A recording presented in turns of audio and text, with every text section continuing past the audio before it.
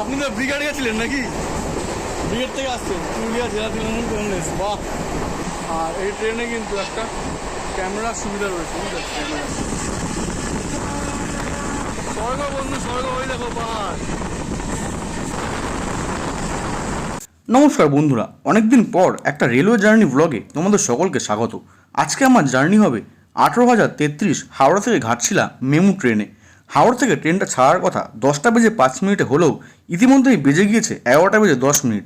তবুও ট্রেনটা ছাড়েনি, অর্থাৎ ট্রেন ছাড়ার আগেই 1 ঘন্টা 10 মিনিটের দেরি। আর এই যাত্রাটা অনেকগুলো কারণে আমার কাছে খুব স্পেশাল। তার প্রথম কারণ যদি হয়, জীবনে এই প্রথমবারের মতো আমি মেমু ট্রেনে যাত্রা করছি। দ্বিতীয় কারণটা অবশ্যই অত্যাধিক গরম ও কিছু ব্যক্তিগত কারণে অনেক দিন পর আমি এই ব্লগটা করতে পারছি। তোমরা অনেকেই জানো যে মাঝে বেশ কিছুদিন আমি ব্লগ করতে পারিনি, যেটা খুবই দুর্ভাগ্যের বিষয় আমার জন্য। এবং তৃতীয় কারণ অবশ্যই হাওড়া থেকে এটা আমার প্রথম যাত্রা, যেটাতে আমি 200 কিলোমিটারের বেশি কভার করছি। এবং অবশ্যই আমার সাবস্ক্রাইবার বন্ধুদের কিছু অনুরোধ ছিল যে আমি যেন হাওড়া থেকে ঘাটশিলার এই মেমু ট্রেনে একটা জার্নি করে তাদেরকে দেখাই। আজকে এই যাত্রাতে আমি একই সাথে 3টে জেলা ও 2টি রাজ্য ভ্রমণ করব। আশা করি কথা বলতে বলতে তোমরা ইতিমধ্যেই লক্ষ্য করেছো যে আমার পিছনে থাকা রেলওয়ের ঘড়িতে ইতিমধ্যেই বেজে গিয়েছে 11:12। তবুও ট্রেন ছাড়েনি। তো দেখা যাক শেষমেশ কখন ট্রেনটা ছাড়ে। তো চলো ট্রেনে উঠি, ট্রেনে উঠে বাকি কথা হচ্ছে। তো বন্ধুরা, বাইরে ঝমঝম করে বৃষ্টি শুরু হয়েছে, দেখতে পাচ্ছ। আর এই সময়তেই আমাদের ট্রেন ছাড়লো ঠিক 11:17। ঠিক আছে, তো হাওড়া থেকে ট্রেনটা ছেড়ে বেরোচ্ছে 11:17। এই বৃষ্টির মধ্যে জার্নিটা আজকে খুব মনোরম হবে। এই হাওড়ার পরে যেই স্টেশনটায় আমাদের ট্রেন হল্ট দেবে সেটা হচ্ছে সাঁতরাগাছি জংশন। তো চলো হাওড়া থেকে ট্রেনের ডিপার্চারটা দেখাচ্ছি, আর সাঁতরাগাছি জংশনে গিয়ে তোমাদের সাথে কথা বলছি। সঙ্গে থাকো।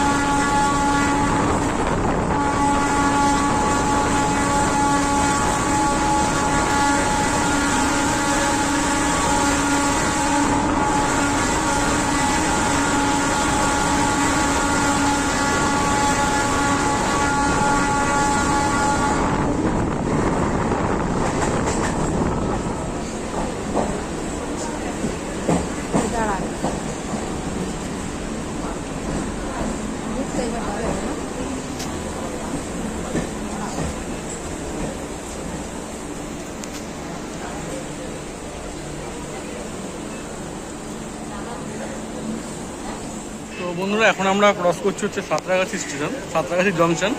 তো এই সাঁতরাগাছি জংশন তো অনেকবার দেখিয়েছি। সাঁতরাগাছি থেকে লাইনটা ভাগ হয়ে কোথায় কোথায় যায় সেটা এবার তোমাদের বলার পালা। তোমরা এখানে কমেন্ট করে জানাও, ঠিক আছে?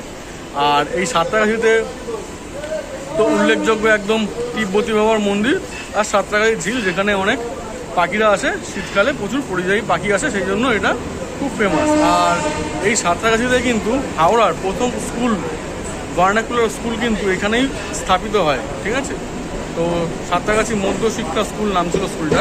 পরে সেটা সাঁতরাগাছি মধ্য ইংরাজি স্কুলের সাথে অ্যামালগামেট হয়ে যায়, একসাথে হয়ে যায়। ঠিক আছে, আর এই সাঁতরাগাছির পাশ দিয়ে গেছে কোনা এক্সপ্রেসওয়ে, যেটা NH-19। ঠিক আছে, এই কোনা এক্সপ্রেসওয়ে কিন্তু হুগলি আর মেদিনীপুর থেকে কলকাতার গেটওয়ে। ঠিক আছে, আর এই সাঁতরাগাছি থেকে কিন্তু ওই কোনা এক্সপ্রেসওয়ে থেকে কিন্তু আবার তোমরা, সরি কোনা এক্সপ্রেসওয়ে বললাম, কোনা এক্সপ্রেসওয়ে হচ্ছে NH-12। ঠিক আছে, সেই কোনা এক্সপ্রেসওয়ে দিয়ে তোমরা মেদিনীপুর আর হুগলি যেমন যেতে পারো, তেমনই NH-19 আর NH-16 যেতে পারো তোমরা। NH-16 আর 19-এর মধ্যে একটা জায়গা হচ্ছে কলকাতা আগ্রা, আর একটা জায়গা হচ্ছে কলকাতা চেন্নাই। ঠিক আছে, তো এই হচ্ছে সাঁতরাগাছির উল্লেখযোগ্য, যেটা বলার মতন আমি জানতাম, তোমাদের সাথে শেয়ার করলাম। এরপরে আবার 5টা হল স্কিপ করে তোমাদের সাথে আমি কথা বলবো পরবর্তী জংশন পাঁশকুড়াতে গিয়ে।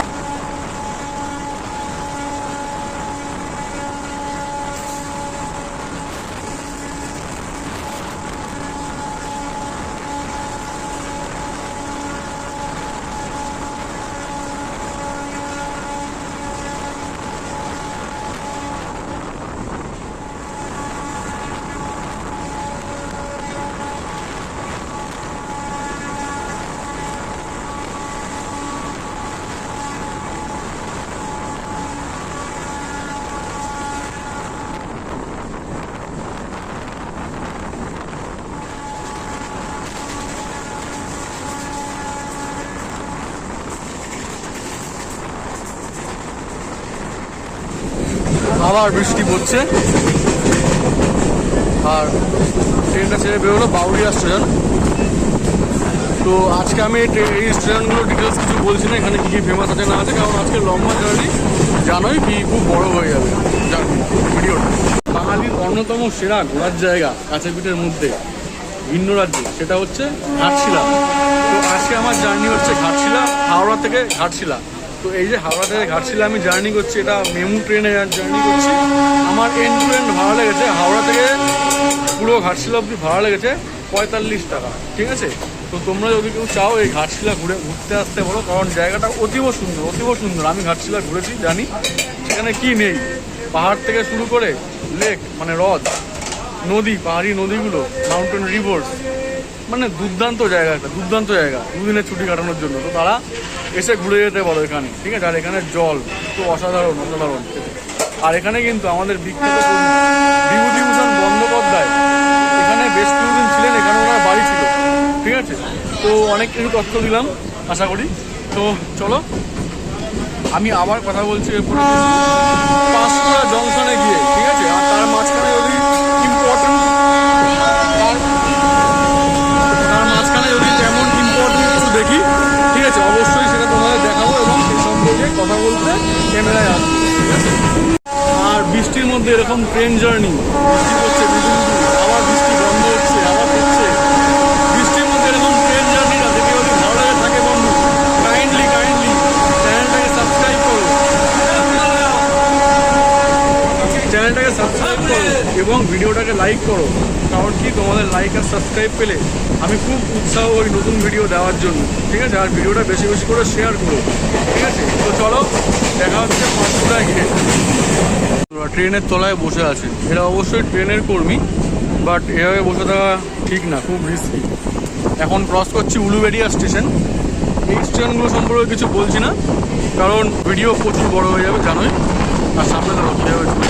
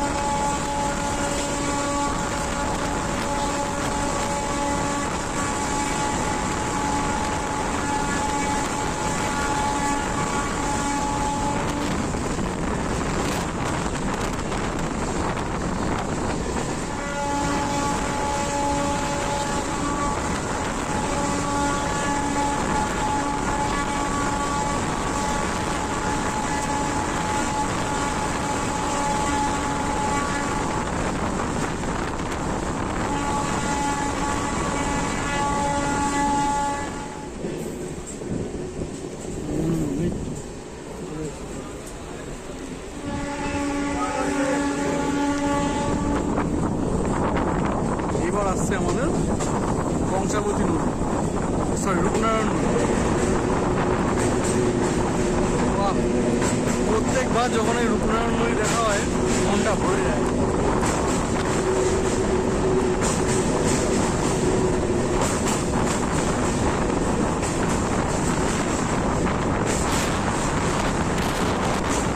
ফুলে ফেপে উঠেছে বর্ষায়।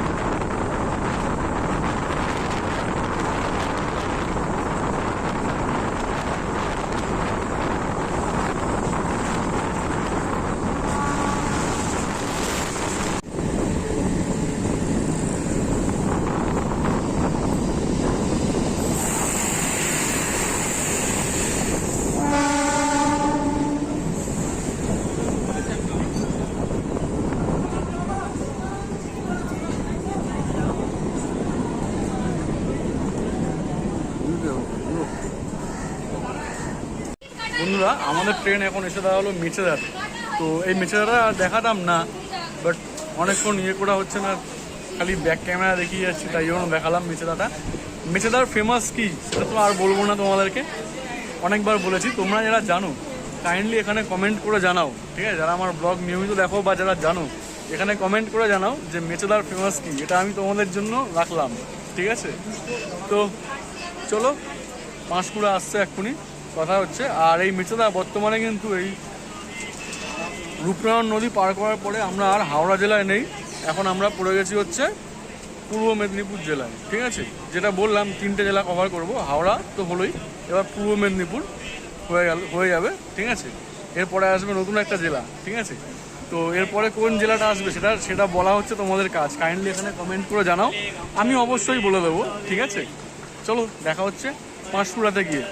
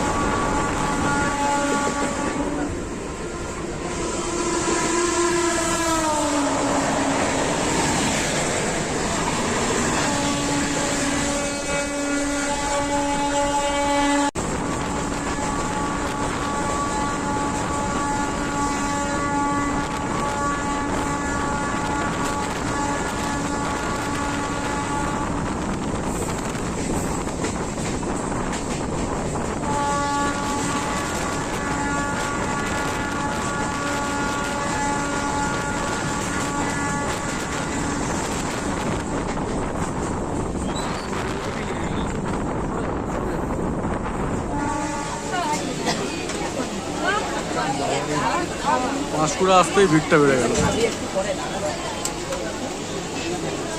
বন্ধুরা হাওড়া থেকে 70 কিলোমিটার ক্রস করে এখন আমরা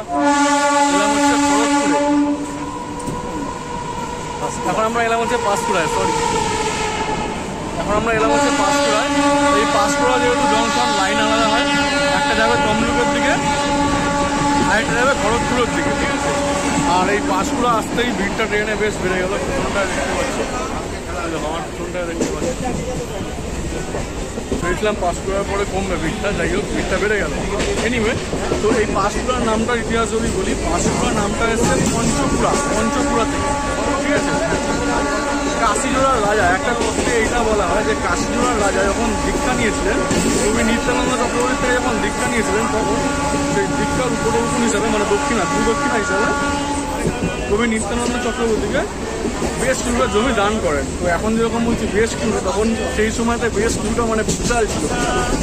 তো সেই জমিটার থেকেই নাম হয়ে গেছে পঞ্চকুড়া থেকে পরবর্তীতে পাঁশকুড়া নামটা এসছে।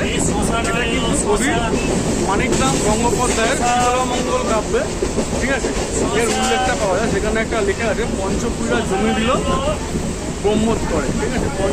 পঞ্চ অর্থাৎ মানে 5 জানুই, আর কুড়িটা মানে হচ্ছে গিয়ে নদীর উপত্যকা এলাকা, নদীর চর এলাকা, ঠিক আছে? সেখান থেকেই হচ্ছে পাঁশকুড়া। তাই এটাই হচ্ছে পাঁশকুড়ার ইতিহাস।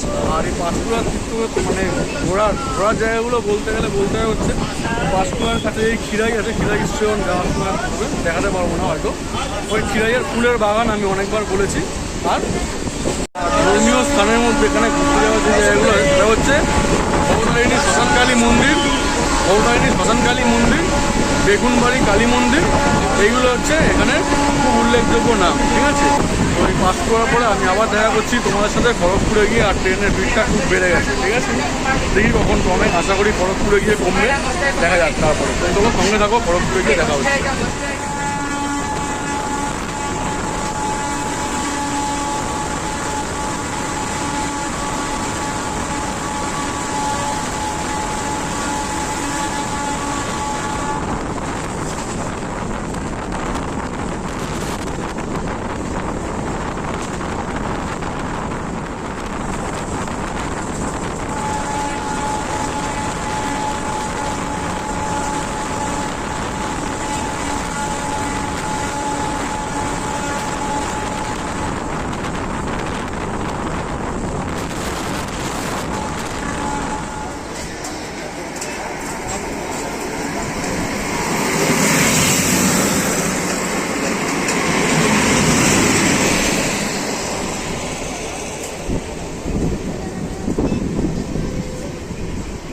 লাইন পাতার কাজ চলছে বন্ধুরা।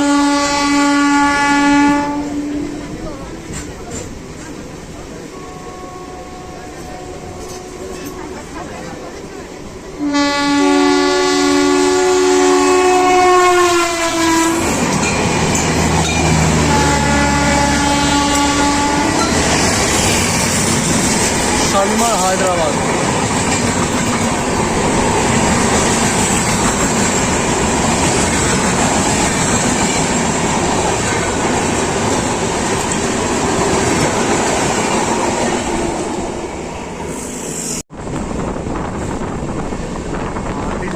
এই গাছগুলো দেখতে পাচ্ছ তোমরা, এগুলো হচ্ছে পটাশ গাছ, পটাশ।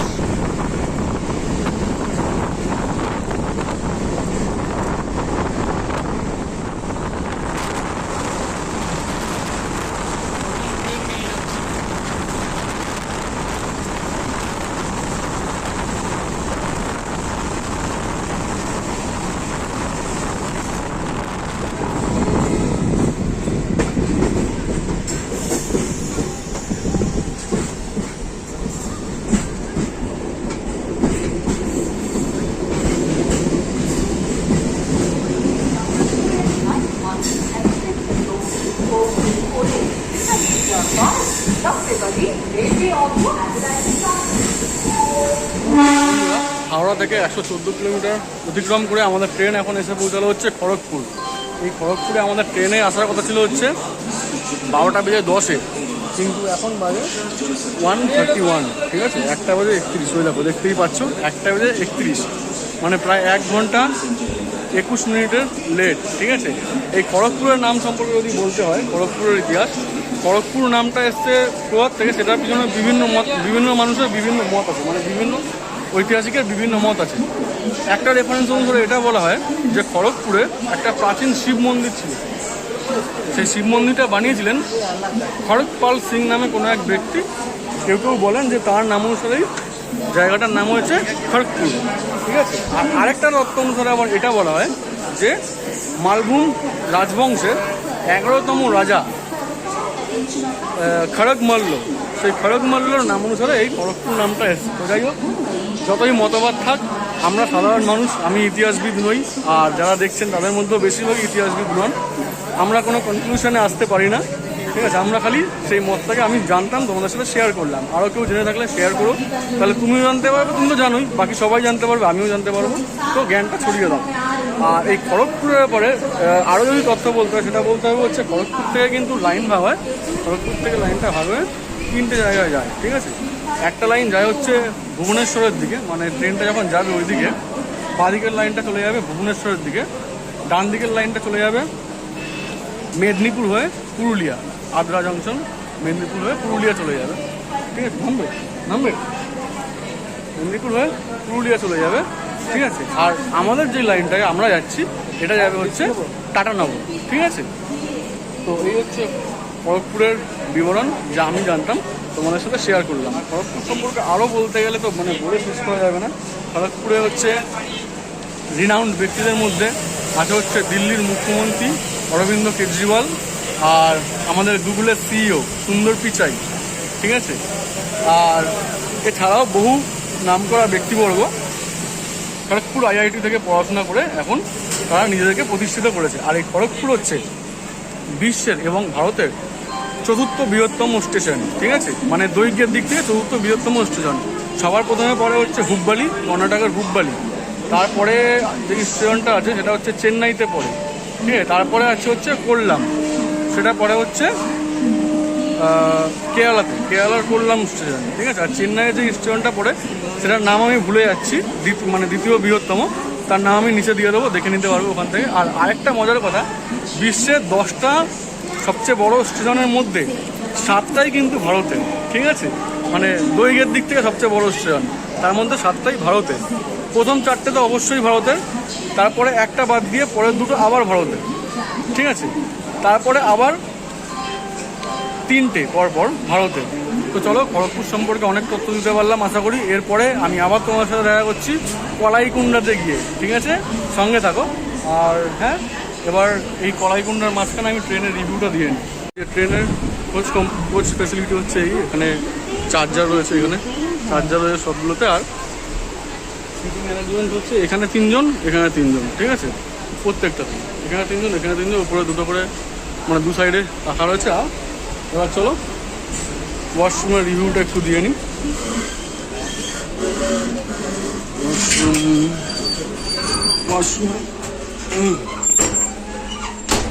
ওয়াশরুমে ঢুকেই সবার প্রথমে একটা ছিটকানিটা দেওয়া ম্যান্ডেটরি। যাই হোক, ছিটকানিটা দিয়ে নিলাম। দিয়ে কলে, বাবা কলের অবস্থা দেখো, কল দিয়ে জল বেরোচ্ছে না। যাই হোক, আর নিচেটা তো দেখাবার মতন অবস্থায় নেই, তাই জন্য আমি নিচেটা আর দেখালাম না, ঠিক আছে। নিচেটা একদম দেখানোর মতন অবস্থায় নেই, কারণ তোমরা জানো আমরা ফার্স্ট ক্লাস ট্রেনে যখন ট্রাভেল করি তখনই ওয়াশরুমের অবস্থা কেমন থাকে জানো, ঠিক আছে। আর এখন তো আরোই খারাপ হবে, ঠিক আছে। তো সেই কারণে আর দেখালাম না। এটা তো মেমু ট্রেন, ফার্স্ট ক্লাস ট্রেনে যদি ওয়াশরুমের অবস্থা ওরকম হয় তাহলে এটা তো মেমু ট্রেন, বুঝতেই পারছো এখানে ওয়াশরুমের অবস্থা কেমন হবে, ঠিক আছে। তো আর এই মেমু ট্রেনে কিন্তু আরেকটা সুবিধা হচ্ছে তোমরা খুব সহজে এক কোচ থেকে আরেক কোচে চলে যাওয়া যায়, ঠিক আছে। তো এরকম আমি এলাম, বেশ কয়েকটা কোচ ক্রস করে আমি এলাম এখানে। যাই হোক, ট্রেনের ভিড়টা এবার অনেকটা কমে গেছে খরচ পার করার পরে। তো চলো এবার লাইনের ডিভিশনটা দেখাবো, ঠিক আছে, সঙ্গে থাকো।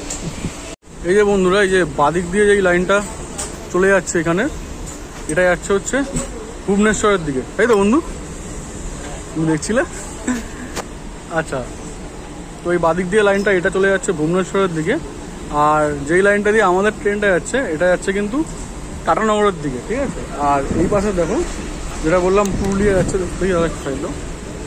আর ওই পাশ দিয়ে যে লাইনটা যাচ্ছে ওই যে ডান দিকে চলে গেল, এটা হচ্ছে পুরুলিয়া, এটা পুরুলিয়া যাওয়ার লাইন। তো এই লাইনটা যে যাচ্ছে যেটা বললাম টাটানগরের দিকে, এটা এখনই আলাদা হবে, আমি দেখিয়ে দিচ্ছি, ভালো করে তোমরা বুঝতে পারবে।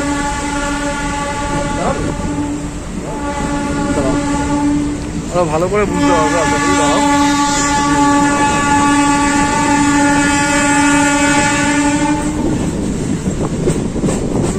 এই লাইন দুটো চলে যাচ্ছে হচ্ছে ভুবনেশ্বরের দিকে।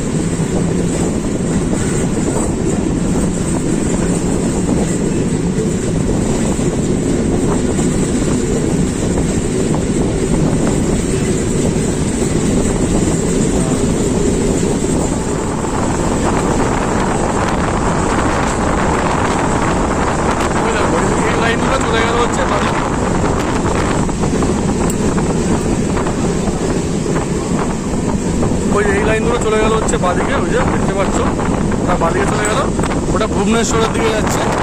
বন্ধুরা এরপরে কথা বলছি কলাইকুণ্ডাতে গিয়ে, ঠিক আছে। আর কলাইকুণ্ডার সম্পর্কে কিছু তথ্য আছে দেওয়ার, ঠিক আছে, সেটা দেবো, আশা করি ভালো লাগবে তোমাদের।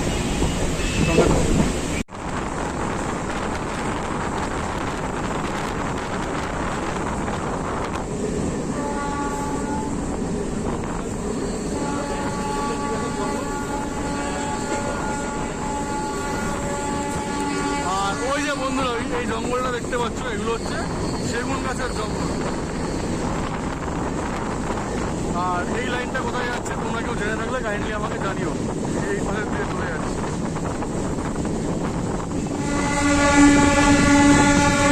আর এই যে এইখানের এই গাছগুলো, এগুলো কিন্তু আকাশপানি গাছ। এর নামটা আমি জানতাম না, এই বন্ধুকে জিজ্ঞেস করলাম, এই বন্ধু বললো, একটা আমার সাবস্ক্রাইবও করলো আমার চ্যানেলটা। কি নাম বন্ধু তোমার? কি নাম?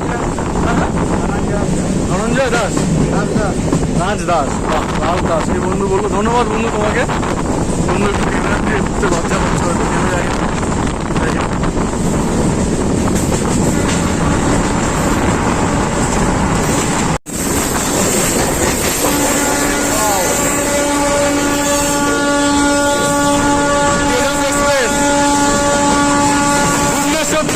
কোথায় যাচ্ছে জানি না, ভুবনেশ্বর থেকে।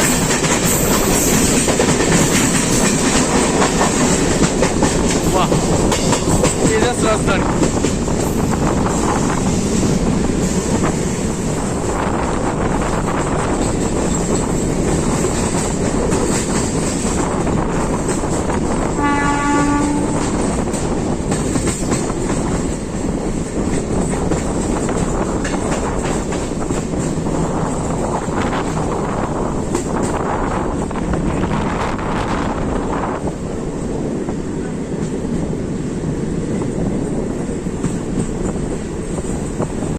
হাওড়া থেকে 122 কিলোমিটার ক্রস করে এখন আমরা এসে পৌঁছালাম হচ্ছে কলাইকুণ্ডাতে। ঠিক আছে, এই কলাইকুণ্ডা দেখানোর কারণ হচ্ছে এটা কি, কলাইকুণ্ডায় কিন্তু ভারতীয় বিমান বাহিনীর একটা বন্দর রয়েছে। ঠিক আছে, সেইটা ব্রিটিশদের দ্বারা তৈরি করা হয়েছিল দ্বিতীয় বিশ্বযুদ্ধের সময়। ঠিক আছে, আর এই বেস ক্যাম্পটা বিশেষত জাপানিজদের এগেনস্টে রেড করার জন্য ব্যবহার করা হতো, আর চায়নায় মানে চীনে কিছু চিকিৎসা সরঞ্জাম পাঠানোর জন্য ব্যবহার করা হতো। ঠিক আছে, বর্তমানে এটা ভারতীয় বিমান বাহিনীর হাতে রয়েছে, মানে যুদ্ধ বিমান বাহিনীর হাতে রয়েছে। ঠিক আছে, আর এখান থেকে কিন্তু বিভিন্ন প্র্যাকটিস করেন। ঠিক আছে, তারা যারা এয়ারফোর্সে যারা চাকরি করেন বিমান বাহিনীতে, তারা কিন্তু এখানে প্র্যাকটিস করতে আসে। ছেড়ে হচ্ছে কলাইকুণ্ডা। ঠিক আছে, তো এই কলাইকুণ্ডার পরে আমি আবার তোমার সাথে কথা বলছি খেমাশুলিতে গিয়ে। সঙ্গে থাকো, আর জার্নিটা যদি ভালো লেগে থাকে কাইন্ডলি কিন্তু রিকোয়েস্ট যে যদি নতুন দেখে থাকো কাইন্ডলি চ্যানেলটাকে সাবস্ক্রাইব করো, কারণ এরকম জার্নি আমার চ্যানেলে আরও অনেক আসতে থাকবে, আগেও এসছে পরেও আসতে থাকবে। তো কাইন্ডলি সাপোর্ট করো, লাইক করে কমেন্ট করে শেয়ার করে, তাহলে খুব মোটিভেট হই। ঠিক আছে, এটাই রিকোয়েস্ট খালি।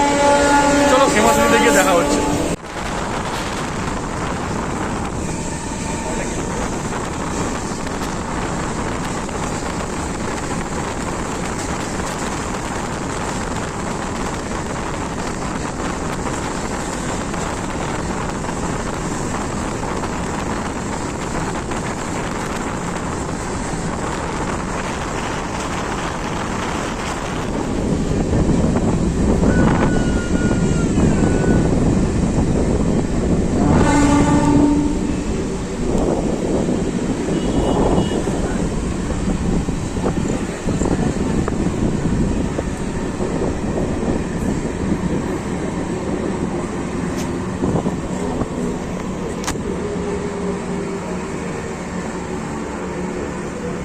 হাওড়া থেকে 129 কিলোমিটার অতিক্রম করে আমাদের ট্রেন এখন এসে পৌঁছেছে খেমাশুলিতে। ঠিক আছে, এই খেমাশুলির যদি ভিডিওটা ব্যাকওয়ার্ড করে তোমরা যদি দেখো একটু বোর্ডটা, ট্রেনের বোর্ডটা যদি দেখো, দেখতে পারবে যে বাংলা, ইংরাজি, হিন্দির সাথে আরেকটা ভাষা ছিল, সেটা হচ্ছে এখানকার যারা অধিবাসী কুর্মি, সেই কুর্মি সম্প্রদায়ের মানুষদের ভাষা। ঠিক আছে, আর এই খেমাশুলিটা দেখানোর কারণ হচ্ছে এটা কিন্তু এই জেলার শেষ স্টেশন। ঠিক আছে, ওই ইস্ট মেদিনীপুরের শেষ স্টেশন হচ্ছে খেমাশুলি। আরেকবার দেখাচ্ছি, দেখো লেখাটা, ওই দেখো লেখাটা আশা করি দেখাতে পারলাম। ঠিক আছে, তো এই ইস্ট মেদিনীপুরের শেষ স্টেশন হচ্ছে এই খেমাশুলি। এরপরে সারডিয়া থেকে পড়ে যাবে হচ্ছে ঝাড়গ্রাম জেলা। ঠিক আছে, আর এই খেমাশুলি আর সারডিয়া এর মাঝখানেই 2010 সালে সেই ভয়ঙ্কর জ্ঞানেশ্বরী এক্সপ্রেস দুর্ঘটনাটা ঘটেছিল। এখনও দেখা যায় যে রাস্তা এই ট্রেন ট্র্যাকের ধারে সেই অ্যাক্সিডেন্ট হওয়া ট্রেনের কামরাগুলো আর লোকোটা পড়ে আছে। ব্যাক ক্যামেরা করছি, আশা করি দেখাতে পারবো। যদি দেখতে পাই ব্যাক ক্যামেরা করছি,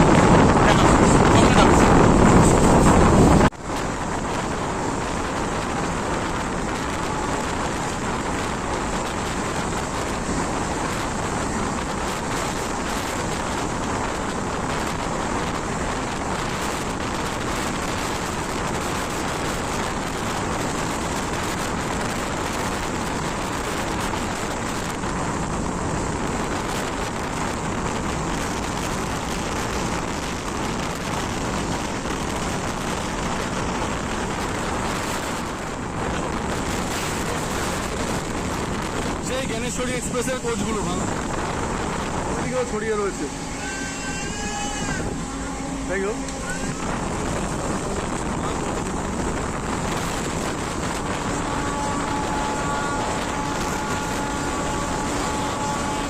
তো বন্ধুরা দুঃখিত, ট্রেনটা এতটাই ধরে যাচ্ছিলো, আমি এই পাশে দেখিয়ে আর ওই পাশে যে ট্রেনের বাকি অংশগুলো পড়েছিল দেখাতে পারিনি। যাই হোক, তা এটা অত্যন্ত দুঃখের একটা ঘটনা 2010 সালে ঘটেছিল। ট্রেনের স্লিপারগুলোকে খুলে দেওয়া হয়েছিল। ঠিক আছে, যার ফলে ট্রেনটা ডিরেইল হয়ে গেছিলো এবং পাশের লাইন থেকে আসছিল মালগাড়ি, সেই মালগাড়ির ধাক্কায় আরও বিপদ বেড়ে যায়। আর যেটার ফলে 139 জন মতো মানুষ সরকারি হিসাবে নিহত হয়েছিলেন। তাহলে আত্মার প্রতি শান্তি কামনা করি। তো যাই হোক, এই খেমাশুলির পরে সারডিয়া থেকে শুরু হয়ে যাচ্ছে হচ্ছে ঝাড়গ্রাম। ঠিক আছে, তো সারডিয়া সম্পর্কে বেশি কিছু আমি বলবো না। সারডিয়ার পরে একেবারে স্কিপ করে আমি চলে যাব হচ্ছে ঝাড়গ্রাম স্টেশনে, ঠিক আছে। ঝাড়গ্রাম তো ডিস্ট্রিক্ট, ঝাড়গ্রাম স্টেশনও রয়েছে, সেই ঝাড়গ্রাম স্টেশনে গিয়ে তোমাদের সাথে কথা বলবো, ঠিক আছে, সঙ্গে থাকো। আর পাশের এইখানে চাষের জমিগুলো আবার নতুন একটু অন্যরকম, বেশ ভালো লাগছে, দেখতে থাকো।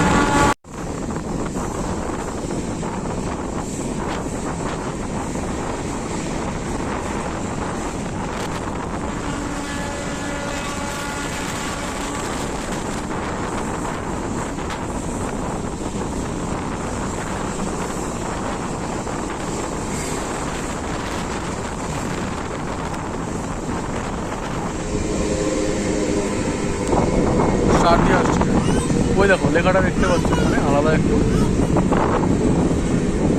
বাহ একেবারে ঝাঁ চকচকে। ও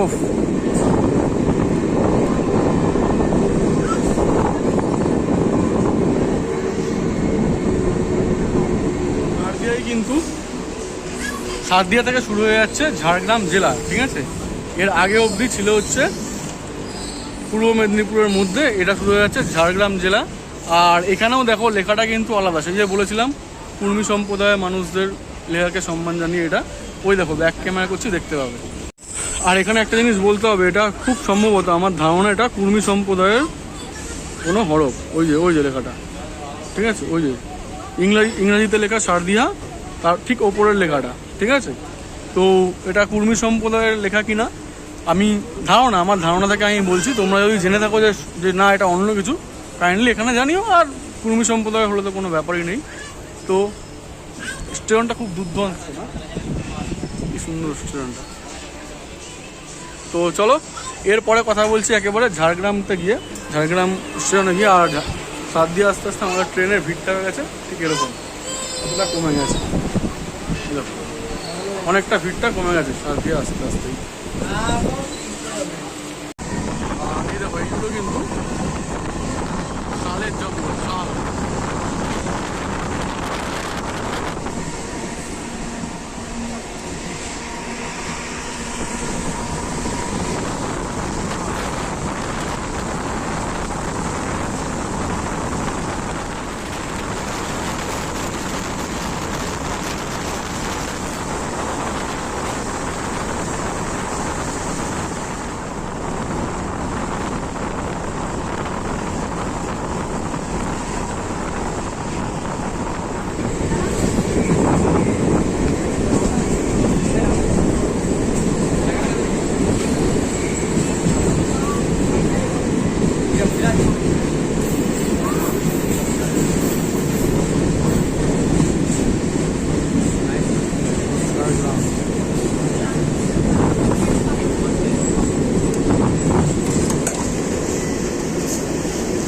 হাওড়া থেকে 152 কিলোমিটার অতিক্রম করে এখন এসে পৌঁছেছি ঝাড়গ্রামে। এই ঝাড়গ্রাম হচ্ছে গিয়ে ঝাড়গ্রাম জেলা সদর হচ্ছে ঝাড়গ্রাম, ঠিক আছে। আর এই ঝাড়গ্রামে কিন্তু টুসু নাচ, ভাদু নাচ, ছৌ নাচ, ঠিক আছে, এই নাচগুলো হচ্ছে ঝাড়গ্রামের কালচারাল উৎসবের মধ্যে ফেমাস, ঠিক আছে। আর ঝাড়গ্রামের পর্যটনের মধ্যে বলতে গেলে হচ্ছে ঝাড়গ্রাম হরিণ পার্ক আর ঝাড়গ্রাম রাজবাড়ি, ঠিক আছে। আর এখানে নাচগুলো তো বললামই, টুসু নাচ, ভাদু নাচ, ছৌ নাচ, ঠিক আছে, এইগুলো এখানে খুব উল্লেখযোগ্য। আর ঝাড়গ্রামের কালচারাল ফেয়ার বলতে হচ্ছে মানে সাংস্কৃতিক মেলা বসে, সেটা হচ্ছে জঙ্গলমহল উৎসব, ঝাড়গ্রাম মেলা ও যুব উৎসব, ঠিক আছে। আরও এরকম একটা উৎসব আছে, ঠিক আছে, তার নামটা আমার ঠিক মনে আসছে না, ঠিক আছে, আমি নিচে লিখে দেবো। এই উৎসবগুলো কিন্তু এখানে মেলার মতন করে পালিত হয়, ঠিক আছে, এখানে খুব উল্লেখযোগ্য, ঠিক আছে। তো এই ছিল হচ্ছে ঝাড়গ্রাম সম্পর্কে আমার কাছে তথ্য, যেটা আমি জানতাম তোমাদের সাথে শেয়ার করলাম, ঠিক আছে। আরও কিছু যদি তথ্য তোমরা কেউ জেনে থাকো কাইন্ডলি এখানে শেয়ার করো, তাহলে তো তুমি তো জানোই, যেটা বলি সবসময় আমি জানতে পারবো, বাকি সবাই জানতে পারবে। আর এই ঝাড়গ্রামে মূলত হচ্ছে সাঁওতাল, মুন্ডা, কুর্মী মাহাতো এদের বসস্থান, ঠিক আছে। আর এই ঝাড়গ্রামের পরে আমি কথা বলবো হচ্ছে একেবারে গিরনিতে গিয়ে, ঠিক আছে। আর এই ঝাড়গ্রাম সম্পর্কে যদি তোমাদের কাছে আরও কোনো তথ্য থেকে থাকে কাইন্ডলি কিন্তু এখানে কমেন্ট করতে ভুলো না, ঠিক আছে। চলো দেখা হচ্ছে গিরনিতে গিয়ে, সঙ্গে থাকো।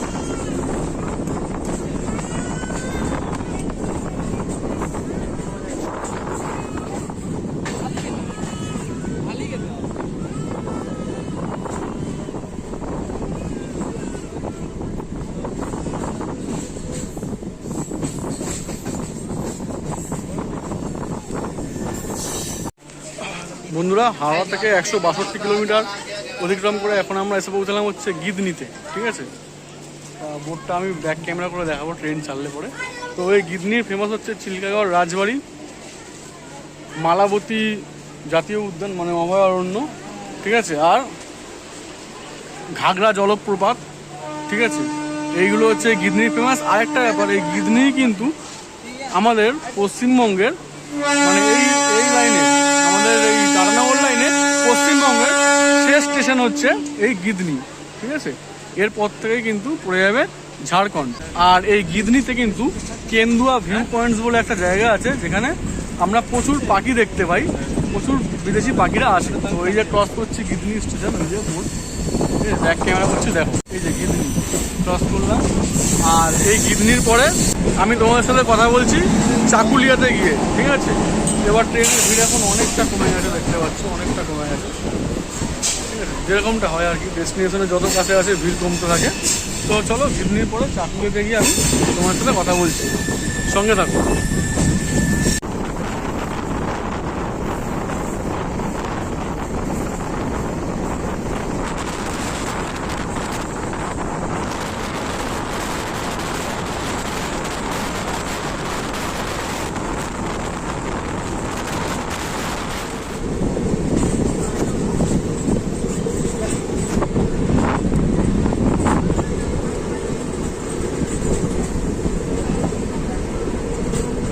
পৌঁছে গেছি চাকুলিয়াতে। এই চাকুলিয়াটা কিন্তু আর ওয়েস্ট বেঙ্গলে নেই।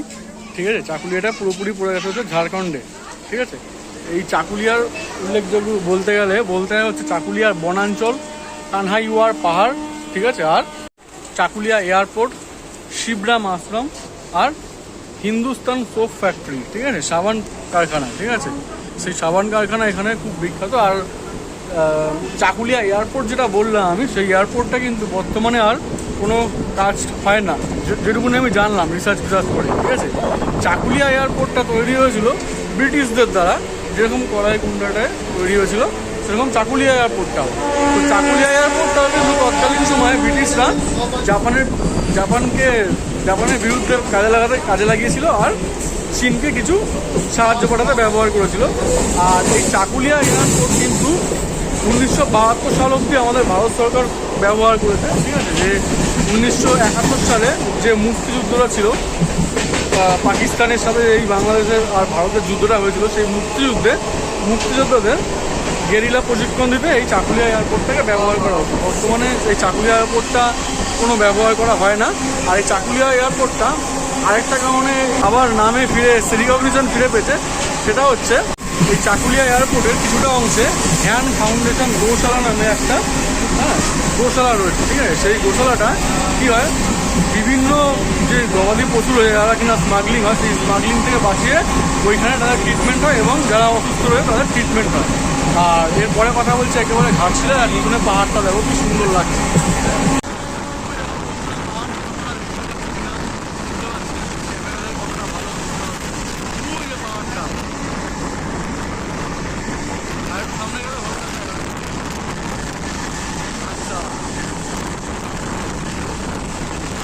আর এই চাকুলিয়া কিন্তু না, যেটা দেখালাম, এই চাকুলিয়া এখানটা কিন্তু হাতিদের প্রচুর আনাগোনা থাকে। ঠিক আছে, এটা এই পয়েন্টটা আমার বলা হয়নি, মিস করে গেছি। এটা হাতিদের প্রচুর আনাগোনা হয় এখানে, আসামের মতো। তো দেখা যাক পাহাড়টা যদি ভালোভাবে দেখতে পাই দেখাবো। আর এরপরে আমি কথা বলছি একেবারে ঘাটশিলাতে গিয়ে, সঙ্গে থাকো।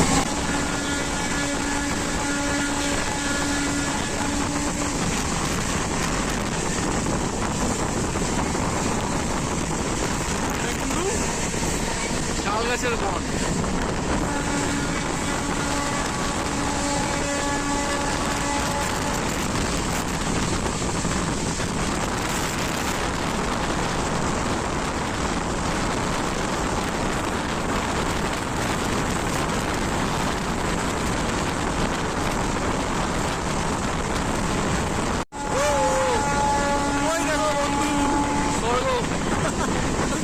আমার গায়ে পাহাড় মানে স্বর্গ।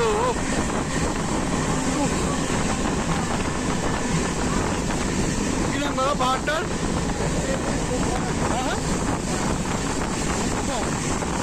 আচ্ছা, আচ্ছা, পাহাড়টার নাম নাকি শুনলাম মুকুরখম পাহাড়। আবার দেখা যাবে? হ্যাঁ।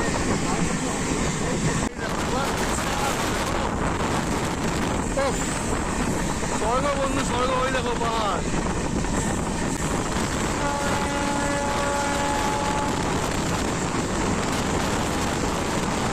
আচ্ছা, মুকুরখম পাহাড় এটা। বাহ, ওই দেখো মাত্র 212। হ্যাঁ, এটা পাহাড়ের ছোট মতো, বিশাল বড়।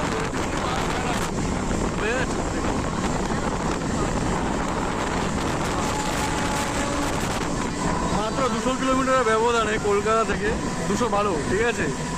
মানে রিফ্রেশমেন্টের জন্য এর থেকে ভালো আর কি হতে পারে? ও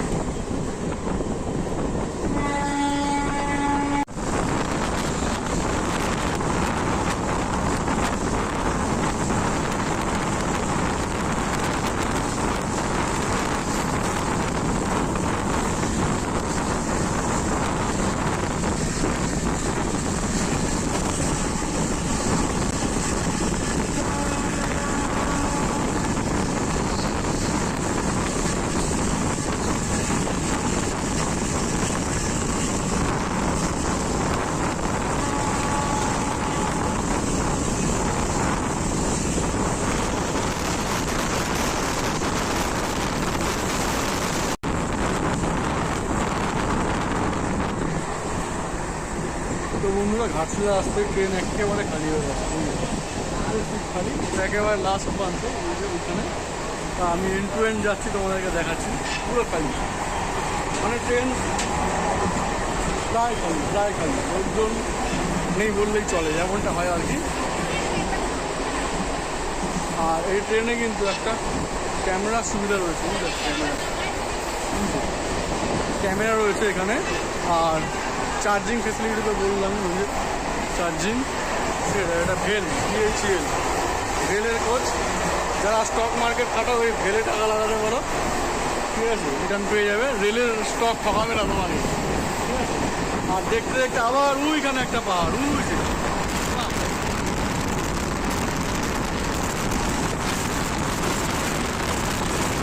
দেখাবো কি সুন্দর যে মনে যাচ্ছে।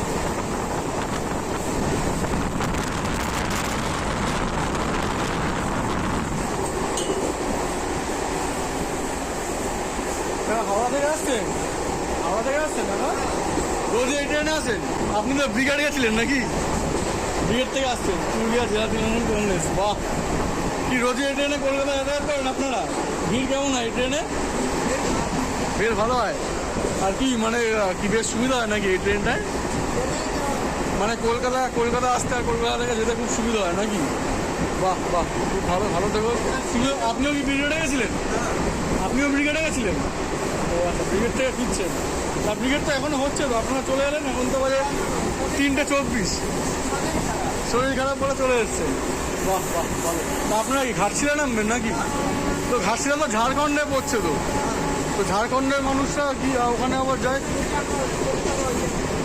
আপনারা ভোট কোথায় দেন? ভোট কোথায় দেন? ভোট মানে ভোট কি ঝাড়খণ্ডে দেন নাকি? তাহলে ভোট বেঙ্গলে দেন। আচ্ছা, ঝাড়খণ্ডে থাকেন, বেঙ্গলে দিন। আর থাকেন কোথায়? বেঙ্গলে। তাই ঘাটশিলা দিয়ে যাচ্ছেন 25 কিলোমিটার। আচ্ছা, মানে ঝাড়খণ্ডে এখনো মানে বাঙালি অনেক রয়েছে নাকি? বাংলা ভাষাভাষীর মানুষরা। বাহ বাহ। আর ঘাটশিলায় দেখার কি কি আছে?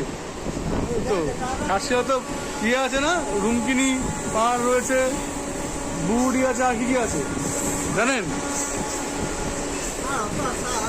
ঠিক আছে, ঠিক আছে, ঠিক আছে। ভালো থাকবেন। ভালো লাগলো কথা বলে খুব। কাকার সাথে ভালো থাকবেন কাকা, আপনিও ভালো লাগলো খুব কথা বলে। যাই হোক, কাকাগুলোর সাথে কথা খুব ভালো লাগলো। মানে ছিল, তাই জন্য ওনারা ফিরে আসছেন। তো যাই হোক, যার যেটা অবস্থা, শরীরের উপরে তো আর কিছু নেই, তো তারা ফিরে আসছেন, ঠিক আছে?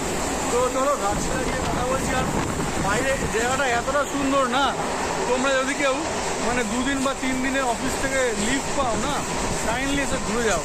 কলকাতার এত কাছে এত সুন্দর জায়গা বলে দ্বিতীয় একটা আছে বলে আমার মনে হয় না। ঠিক আছে, চলো দেখি মাঝখানে আরও কিছু দেখতে পেলে তোমাদের দেখাবো, আর নাহলে ঘাটশিলায় যাবো। আর এই যে বন্ধুরা, এই মেমু ট্রেনের সিট দেখো, এরকম কুশন রয়েছে, সেটা এই দেখো কুশন রয়েছে।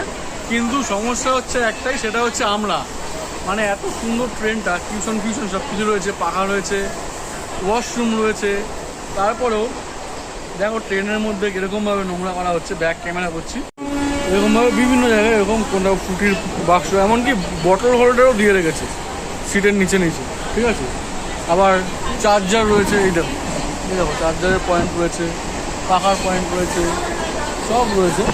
তা সত্ত্বেও দেখো প্রচুর মানুষ কীরকমভাবে নোংরা করেছে। যাই হোক,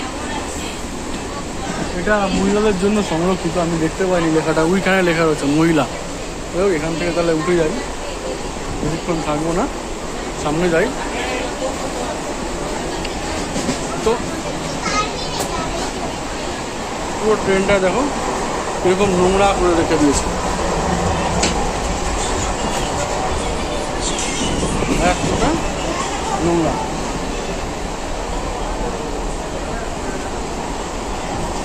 কি পাটা খাওয়ানো একটু বাবু, একটু পাটা খাওয়ান। তো এরকমই নোংরা রাখা হয়। ঠিক আছে, তো এটা আমাদেরই ভুল, আমরা শিক্ষিত হতে পারিনি এখনো অবধি, তাই এরকম নোংরা করছি। যাই হোক, রিকোয়েস্ট করছি সবাইকে এরকম কাইন্ডলি নোংরা করো না, যতটা পারো পরিষ্কার রাখার চেষ্টা করো।